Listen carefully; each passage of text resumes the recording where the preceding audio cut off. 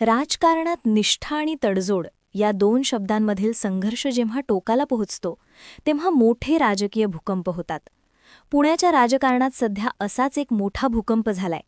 ज्या नेत्यांनी गेली 2 वर्ष शरद पवारांच्या राष्ट्रवादीची धुरा पुण्यात अत्यंत आक्रमकपणे सांभाळली, ज्यांनी पक्ष फुटल्यानंतर कार्यकर्त्यांना आधार दिला, त्या पुणे शहराध्यक्ष आणि माजी महापौर प्रशांत जगताप यांनी अखेर आपल्या पदाचा आणि पक्षाचा राजीनामा दिलाय. हा केवळ एक पदाचा राजीनामा नाहीये, तर ही एक राजकीय प्रवासाची नवी सुरुवात आहे. कारण प्रशांत जगताप आता काँग्रेसमध्ये प्रवेश करणार आहेत. पण शरद पवारांसारख्या मोठ्या नेत्याची साथ सोडून जगताप काँग्रेसमध्ये का जात आहेत? यामागे नक्की कोणते राजकीय गणित आहेत? आणि अजित पवार हे नाव या राजीनाम्यामागे कसं कारणीभूत ठरलं? आजच्या या व्हिडिओमधून आपण या सर्व प्रश्नांची सविस्तर विश्लेषण करणार आहोत. नमस्कार मंडळी, तुमचं सर्वांचं तुमच्या हक्काच्या महाराष्ट्र न्यूज या चॅनलमध्ये मनापासून स्वागत आहे. तर मंडळी, पुणे महानगरपालिकेच्या 162-65 जागांसाठी 15 जानेवारी 2026 रोजी मतदान होणार आहे. निवडणुकीच्या या रणसंग्रामाच्या तोंडावरच प्रशांत जगताप यांनी घेतलेला हा निर्णय शरद पवार गटासाठी एक मोठा धोका मानला जातोय. प्रशांत जगताप यांनी हा निर्णय घेण्यामागे सर्वात महत्त्वाचं आणि मुख्य कारण ठरलंय ते म्हणजे 2 राष्ट्रवादींची संभाव्य युती.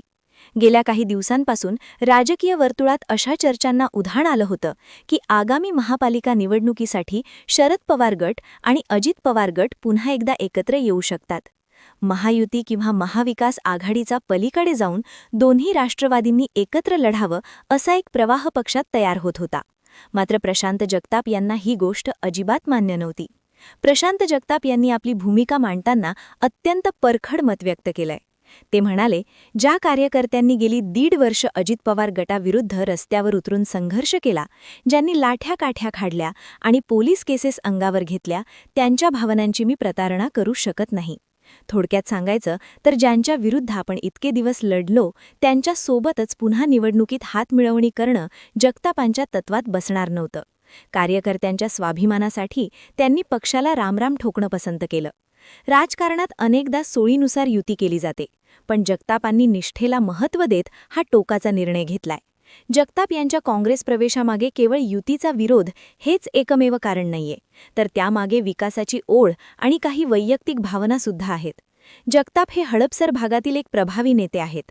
आपल्या प्रभागातील प्रलंबित विकासकामं पूर्ण करण्यासाठी आणि आपल्या कार्यकर्त्यांचं हित जपण्यासाठी त्यांना एक स्थिर व्यासपीठाची गरज होती. आपल्या भावना व्यक्त करताना त्यांनी दिवंगत अभिषेक घोसाळकर याच्या हत्येच्या प्रकरणाचाही संदर्भ दिला. अशा गंभीर घटनेच्या वेळी कार्यकर्त्यांना न्याय मिळवून देण्यासाठी एक मोठ्या आणि आक्रमक व्यासपीठाची गरज असते असं त्यांना वाटतंय. काँग्रेस हा पक्ष पुरोगामी विचारांचा आहे आणि राष्ट्रवादी शरद पवार गट सोडल्यानंतर पुरोगामी विचारांशी असलेली निष्ठा कायम ठेवण्यासाठी त्यांना काँग्रेस हा सर्वात जवळचा पर्याय वाटला. प्रशांत जगताप यांचा काँग्रेस प्रवेश मुंबईत प्रदेश अध्यक्ष हर्षवर्धन सपकाळ यांच्या आणि इतर वरिष्ठ नेत्यांच्या उपस्थितीत पार पडणार आहे. पण या एका प्रवेशामुळे पुण्याच्या राजकारणातील समीकरणं पूर्णपणे बदलणार आहेत. पुण्यात काँग्रेसला गेल्या अनेक वर्षांपासून एका अशा आक्रमक आणि अनुभवी स्थानिक चेहऱ्याची गरज होती, जो भाजपा आणि राष्ट्रवादीच्या नेत्यांना थेट भिडू शकेल. माजी महापौर म्हणून जगतापांना पुण्याच्या प्रशासनाचा आणि राजकारणाचा दांडगा अनुभव आहे. त्यांच्या काँग्रेस प्रवेशामुळे पुण्यात काँग्रेसची ताकद हडपसर आणि वाणवडी यांसारख्या भागात कैक पटीने वाढणार आहे. याचा दुसरा परिणाम महाविकास आघाडीच्या अंतर्गत जागा वाटपांवर सुद्धा होईल. आतापर्यंत पुण्यात राष्ट्रवादी शरद पवार गट वरचढ मानला जात होता, पण आता शहराध्यक्षच काँग्रेसमध्ये प्रवेश करणार असल्यामुळे काँग्रेस आगामी निवडणुकीत अधिक जागांची मागणी करू शकतं. 15 जानेवारीच्या निवडणुकीत प्रशांत जगताप हे काँग्रेससाठी ट्रम्प कार्ड ठरू शकतात.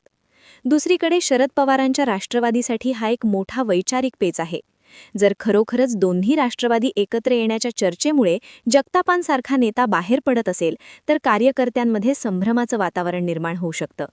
प्रशांत जगताप यांनी पक्ष सोडताना शरद पवारांबद्दल कोणतीही कटुता व्यक्त केलेली नाही. पक्ष बदलला तरी पुरोगामी विचार आणि निष्ठा कायम राहील असं त्यांनी ठामपणे सांगितलंय. मात्र निवडणुकीच्या तोंडावर हा कौतुक सोहळा कोणाला महागात पडणार आणि कोणाचा फायदा करून देणार हे पाहणं महत्त्वाचं ठरेल. काँग्रेसला मिळालेला हा आक्रमक चेहरा महापालिकेच्या 162 जागांपैकी किती जागांवर प्रभाव पाडणार याकडे आता संपूर्ण महाराष्ट्राचं लक्ष लागलंय.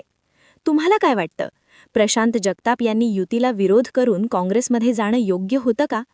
पुण्यात आता काँग्रेस राष्ट्रवादीपेक्षा मोठी होईल का? तुमचं मत खाली कमेंटमध्ये नक्की कळवा. जर तुम्हाला हे विश्लेषण आवडलं असेल तर व्हिडिओला लाईक करा, शेअर करा आणि तुमच्या हक्काच्या महाराष्ट्र न्यूज या चॅनलला सबस्क्राईब करायला विसरू नका. तोपर्यंत मनापासून धन्यवाद.